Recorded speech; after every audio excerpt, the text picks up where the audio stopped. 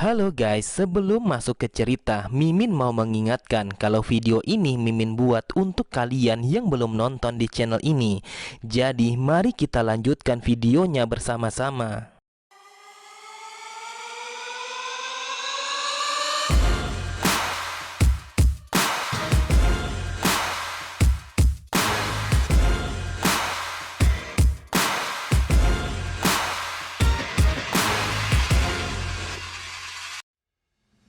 Assalamualaikum warahmatullahi wabarakatuh. Halo semua, kembali lagi di channel Raider Manhwa. Kali ini Mimin akan melanjutkan sebuah komik yang berjudul Sang Legenda Iblis Selatan Pengacau Surga.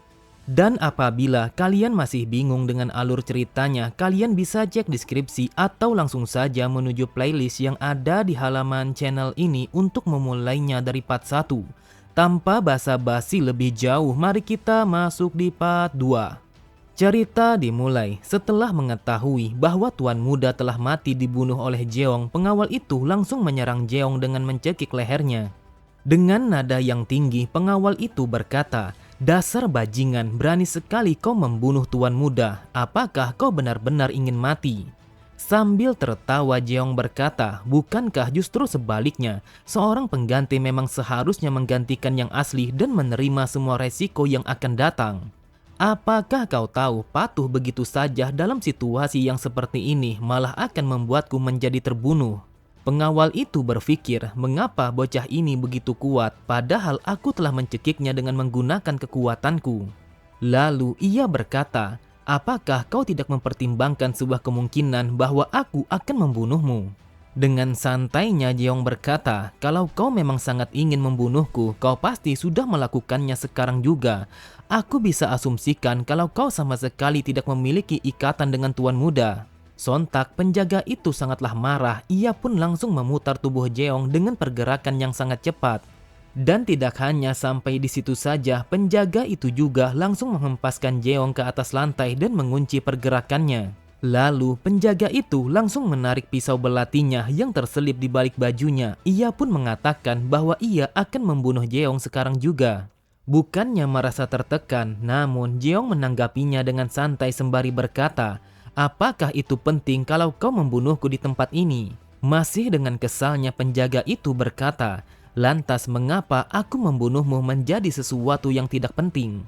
Jeong pun berkata, "Aku sudah menelan sebuah racun yang telah kau berikan kepadaku, dan aku tidak bisa hidup tanpa penawarnya. Oleh sebab itu, aku tidak punya pilihan lain selain mematuhimu. Bukankah bagimu hal ini adalah kesempatan yang sangat bagus karena Tuan Muda ketiga dari Manor Pedang Mok telah menjadi anjing setiamu?" Penjaga itu menanggapi perkataan Jeong dengan mengatakan, "Jadi kau menyuruhku untuk mengkhianati Tuan Muda lalu menggunakanmu sebagai bonekaku?"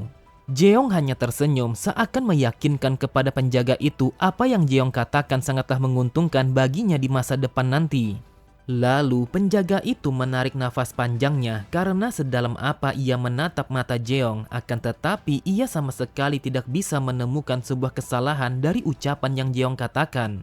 Namun tiba-tiba saja ia pun langsung menancapkan bilah belatinya dengan tatapan mata yang sangat tajam. Dan di saat itu juga suasana di dalam aula tahanan itu menjadi sangat sunyi seketika, yang terdengar hanyalah hembusan nafas yang keluar dari hidung mereka masing-masing.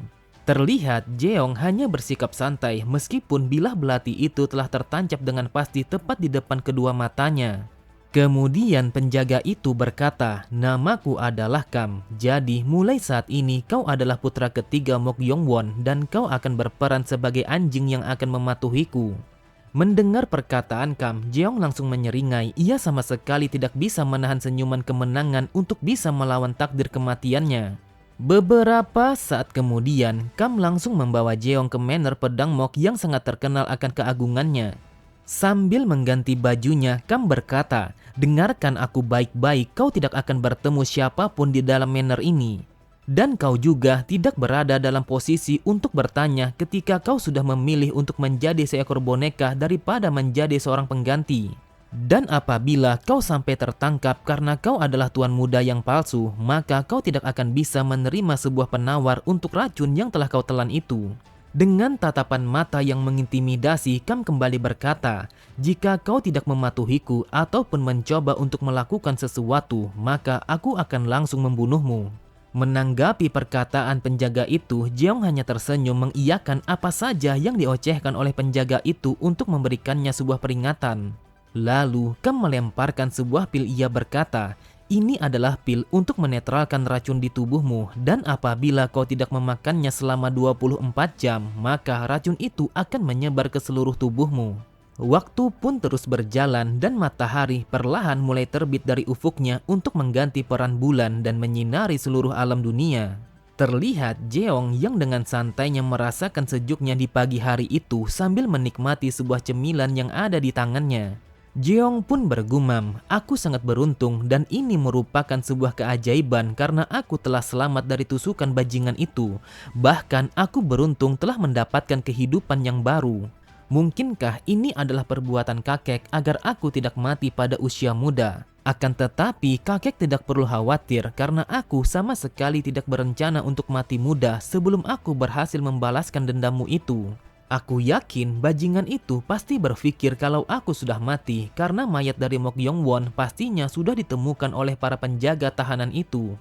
Aku telah diberitahu bahwa ini adalah sebuah klan seni bela diri. Jadi aku akan berpura-pura menjadi tuan muda ketiga. Kemudian aku akan berlatih seni bela diri. Lalu setelah aku menguasai seni bela diri itu, maka aku akan menemukan bajingan itu yang sudah membunuh kakekku." Jeong pun kembali teringat bagaimana kakeknya mati. Tubuh yang terbelah menjadi dua bagian, lalu dibiarkan terbaring di bawah sinar matahari yang terik bagaikan mayat binatang. Sambil tersenyum, Jeong bergumam, "Jika aku sudah menemukan bajingan itu, aku akan membunuhnya dengan cara yang sama seperti saat dia membunuh kakekku." Beberapa saat kemudian, Jeong pun kembali menikmati makan siangnya yang dihidangkan dengan begitu mewah. Jeong bergumam, "Aku memang berhasil menghindari kematian dan juga di tempat ini aku bisa mempelajari seni bela diri. Akan tetapi, seorang penjaga yang ditugaskan oleh penjaga Kam untuk mengawasiku telah membuatku merasa kesal." Penjaga yang ditugaskan untuk mengawasi pergerakan Jeong adalah seseorang yang bernama Goh Chan. Dari raut wajahnya, Goh Chan sangatlah kesal karena ia harus mengawasi seorang anak kecil yang sama sekali tidak pernah ia temui sebelumnya. Bahkan Goh Chan berkata di dalam hatinya, apakah ketua Kam sudah tua sampai-sampai ia memintaku untuk menjaga seorang bocah yang bahkan tidak bisa menggunakan seni bela diri. Sebelumnya, Goh Chan sangatlah terkejut ketika Kam yang memberitahunya bahwa tuan muda ketiga telah mati.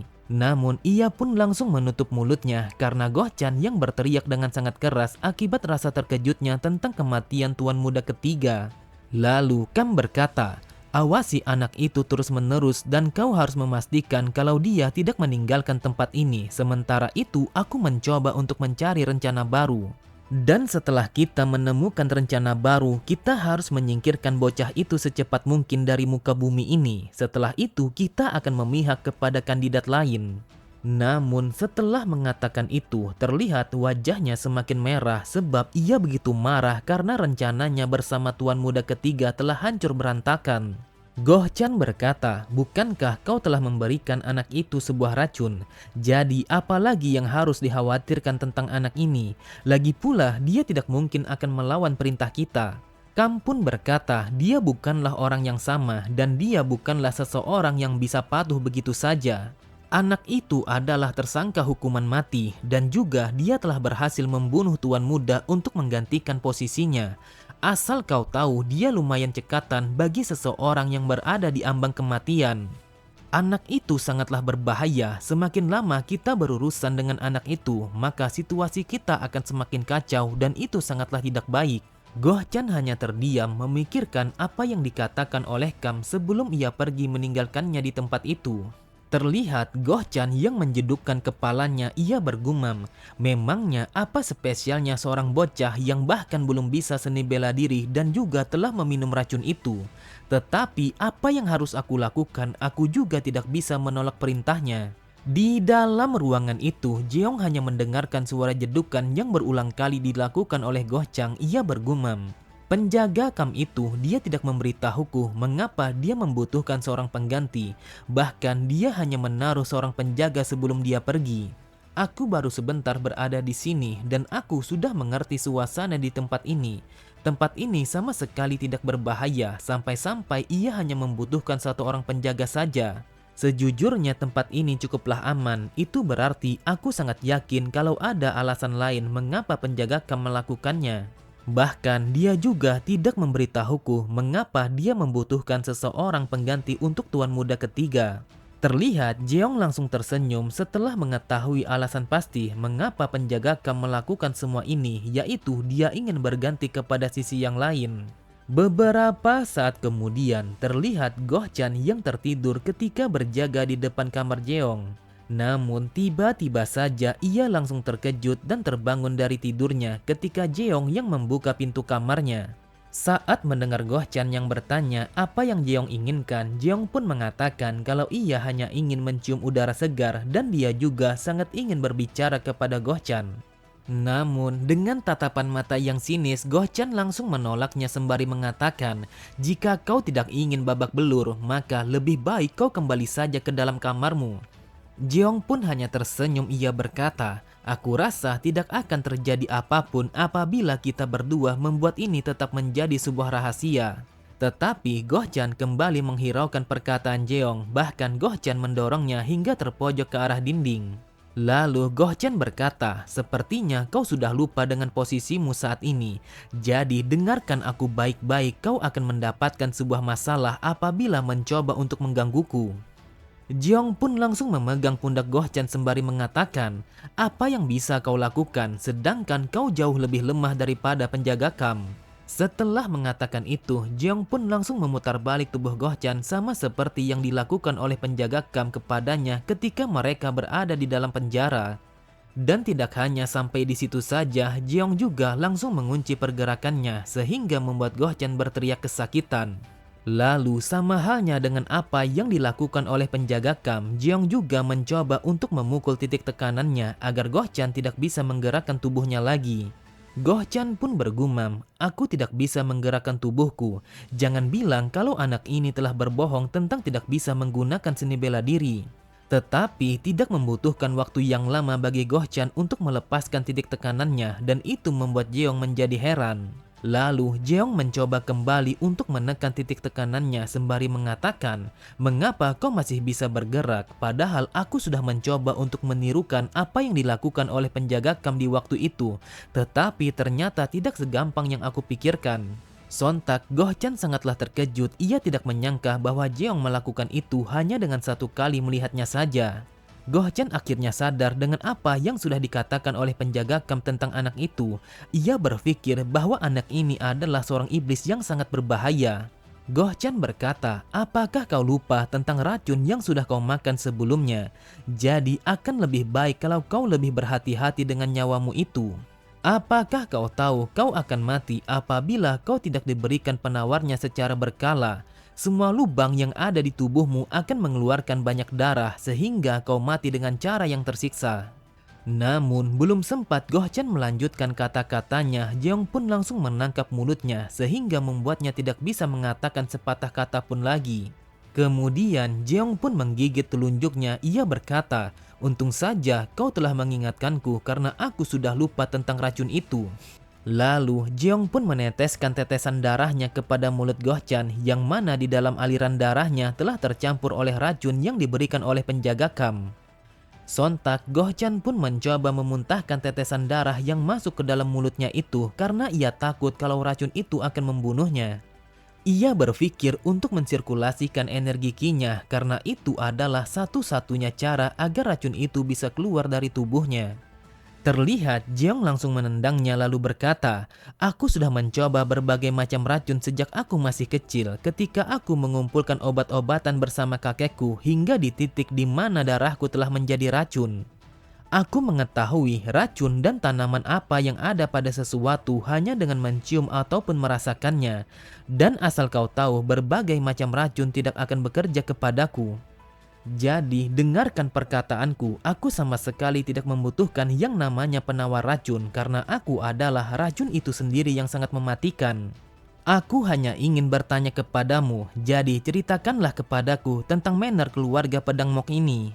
Namun ngomong-ngomong hanya aku sendiri yang bisa menetralkan racunku itu. Jadi aku yakin kalau kau sangat ingin menolongku dan juga berbicara kepadaku.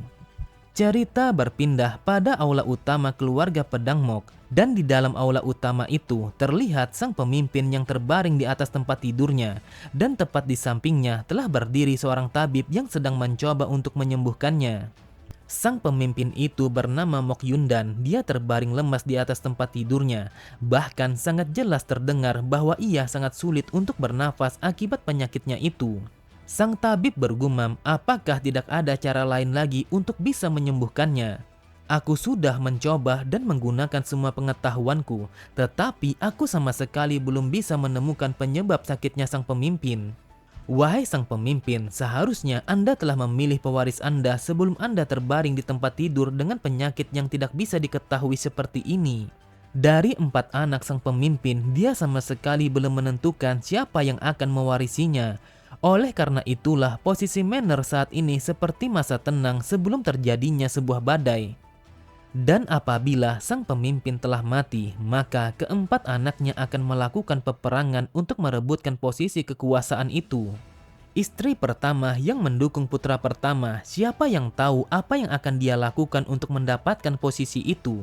Tiba-tiba saja sang tabib sangatlah terkejut, lamunannya langsung pecah begitu saja ketika istri pertama sang pemimpin yang dipanggil sebagai Lady Shock telah datang ke tempat itu. Shock pun bertanya kepada sang tabib bagaimana kondisi sang pemimpin, apakah dia telah menemukan penyebab mengapa sang pemimpin menjadi sakit. Sang tabib berkata, saya sudah melakukan sesuai dengan kemampuan saya untuk mengobati sang pemimpin, dan saat ini saya tidak tahu harus berbuat apa. Shock pun berkata, semua orang telah menganggap kalau ini adalah penyakit yang tidak bisa dijelaskan dengan sebuah logika. Jadi aku merasa tidak ada pilihan lain selain menggunakan seorang dukun.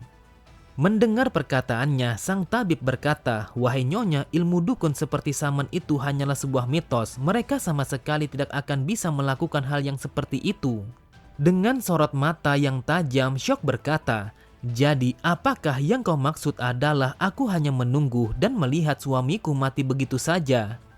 Lalu Shock pun mengusir tabib itu untuk keluar dari ruangannya sembari mengatakan, aku tidak mau tahu dan aku sudah memanggil seorang dukun untuk mengobati penyakitnya.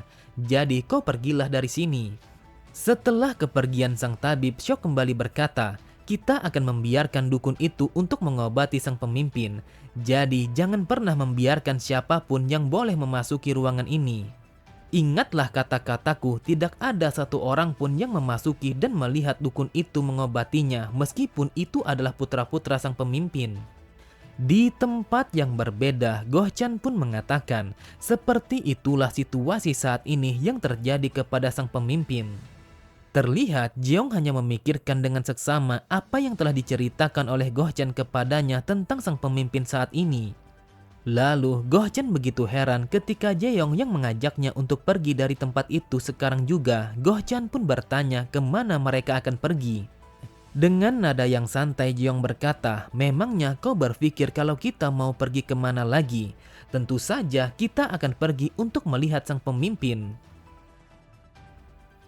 Oke semua, cukup sampai di sini dulu pembahasan alur cerita kita. Sampai jumpa di video selanjutnya. Wassalamualaikum warahmatullahi wabarakatuh.